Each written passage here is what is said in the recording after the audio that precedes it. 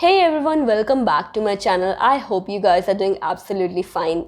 I'm back with another video of mine, and in today's video I will be answering who all can go for BSc or MSc courses in bioinformatics. I know that I did make a video regarding this earlier, but I think that video was a bit complicated to understand because a lot of you guys are asking me whether you can go for this course or not. Some people want to go for MSc in bioinformatics, some want to go for BSc in bioinformatics.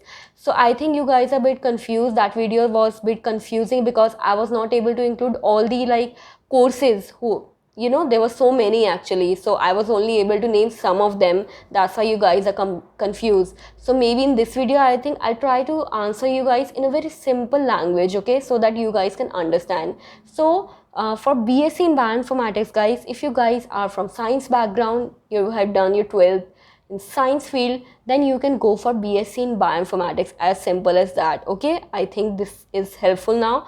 And for MSc in bioinformatics, anyone who has done their graduation, that is BSc, from science background, be it physics, chemistry, biochemistry, okay, they all can go for MSc in bioinformatics. Also people from CS, that is computer science, mathematics, IT, information technology, can also go for the same course. Okay, so I hope this one was helpful to you guys, and I'm sure that you might be able to understand now. And if you still have any queries, guys, do let me know in the comment section down below.